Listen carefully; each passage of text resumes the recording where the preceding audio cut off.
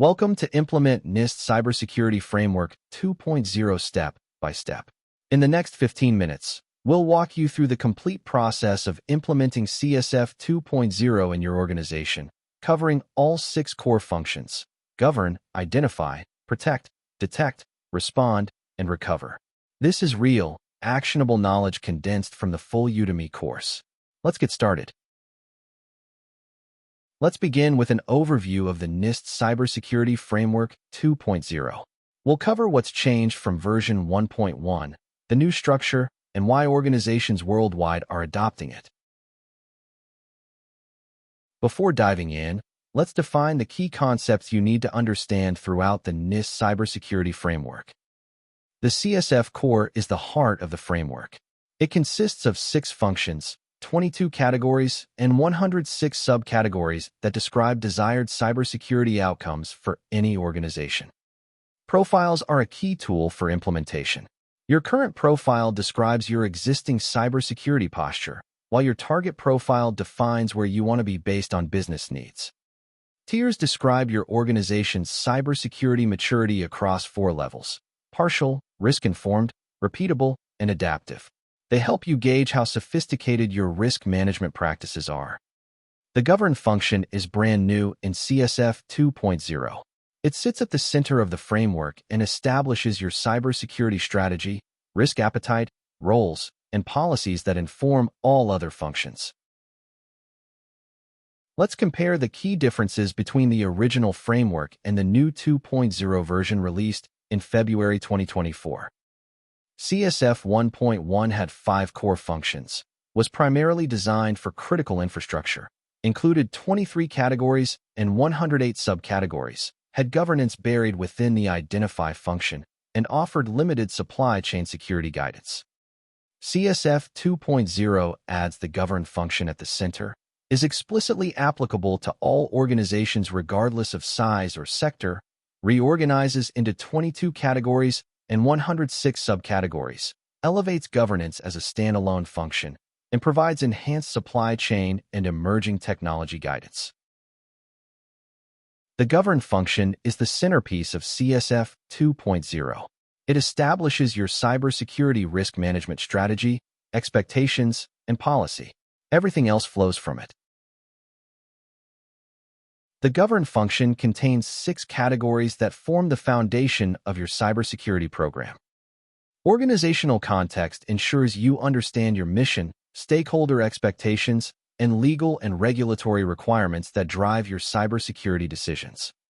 Risk management strategy defines your organization's risk appetite, tolerance levels, and the methodology you'll use to prioritize cybersecurity risks.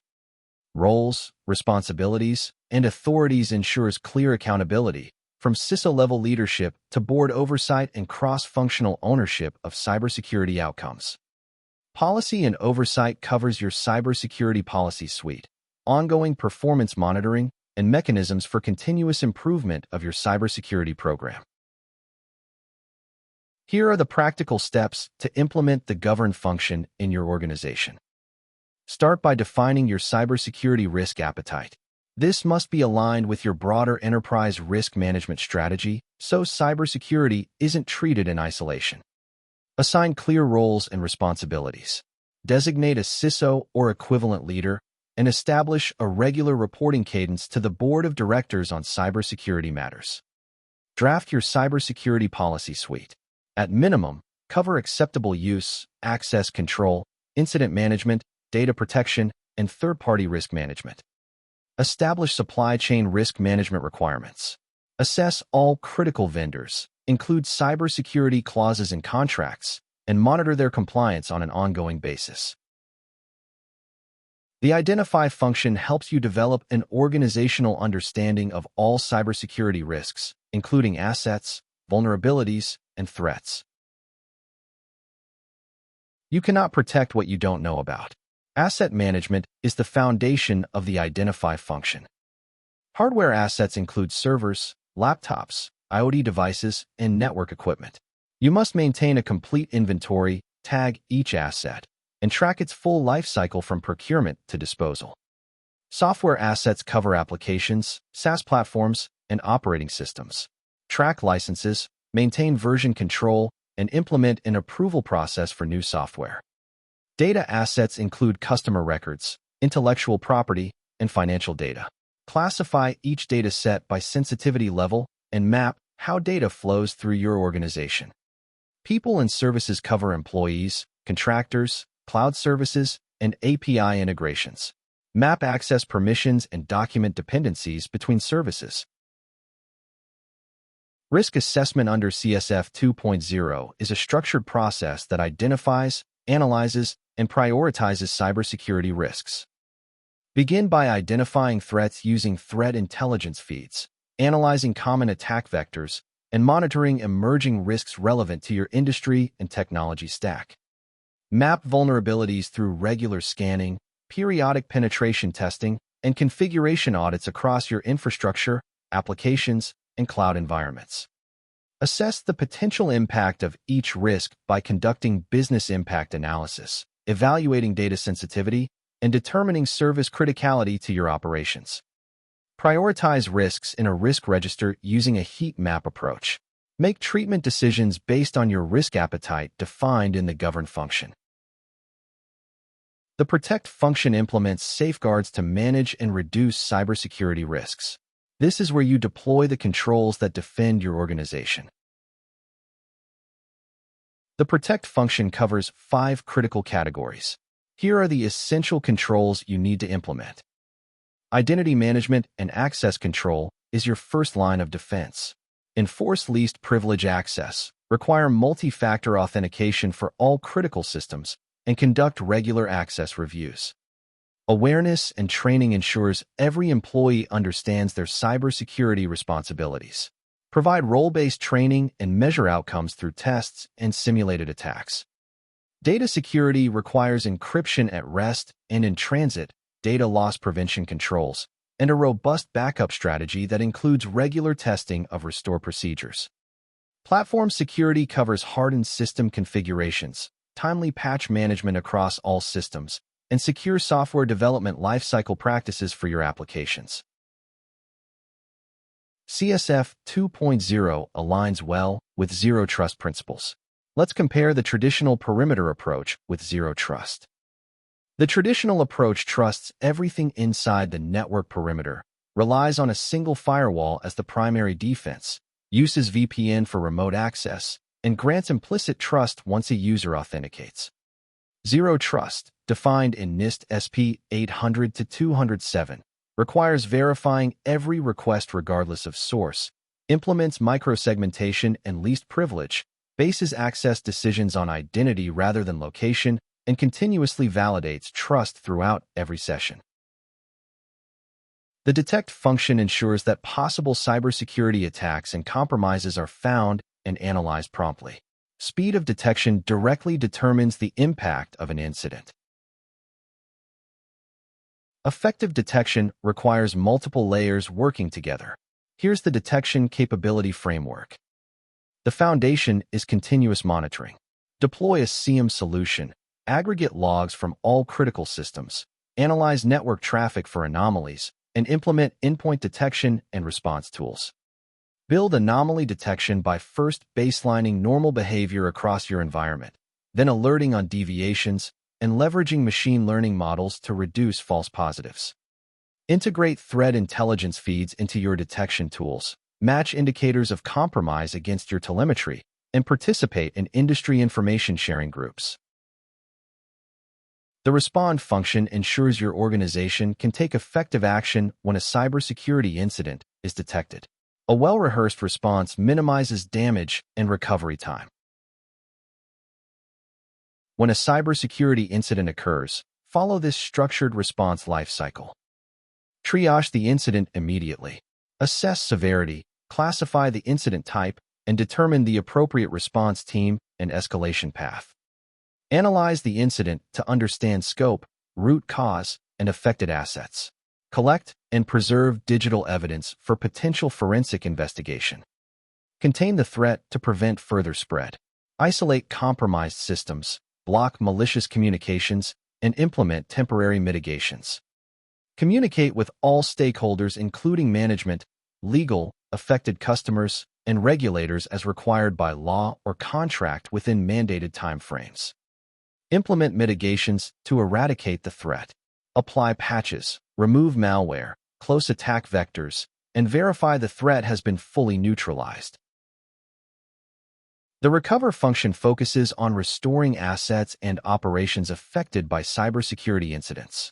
Rapid recovery minimizes business impact and maintains stakeholder confidence. Recovery planning must happen before incidents occur. Here are the essential elements. Maintain comprehensive backup and restore procedures for all critical systems and data. Test these procedures regularly to ensure you can actually recover when needed. Define clear recovery time objectives, how fast you must restore service, and recovery point objectives, how much data loss is acceptable for each critical business service. When recovering from an incident, execute your recovery plans in priority order based on your business impact analysis. Restore the most critical services first. Throughout recovery, communicate progress to all stakeholders. Once operations are restored, conduct a thorough post-incident review to capture lessons learned and improve your plans. Now let's put it all together with a practical implementation roadmap for adopting CSF 2.0 in your organization. Implementing CSF 2.0 follows a phased approach. Here are the key phases with their deliverables. Phase 1 focuses on scoping. Define which parts of the organization are covered, identify key stakeholders, and establish the governance structure. Deliver a scope document, stakeholder register, and governance charter. Phase 2 is assessment. Build your current profile against the CSF core, conduct a gap analysis to identify weaknesses, and assess your current maturity tier. This gives you your baseline. Phase 3 sets your target. Define your target profile based on business needs and risk appetite. Prioritize the gaps to close, and build an action plan with budget estimates. Phase 4 is implementation. Deploy the controls and safeguards, train your staff, monitor progress against the roadmap, and iterate as you learn. Deliver implemented controls, training records, and regular progress reports. CSF 2.0 defines 4 maturity tiers that help you gauge where you are and where you need to be. Tier 1, partial, describes organizations with ad hoc cybersecurity practices, limited risk awareness, and purely reactive responses to incidents. Most organizations start here. Tier 2, risk-informed, means risk management practices are approved by leadership but may not be consistently applied as organization-wide policy across all departments. Tier 3, repeatable, indicates formal policies and procedures are in place, consistently implemented across the organization, and regularly reviewed and updated. Tier 4, adaptive, represents the highest maturity.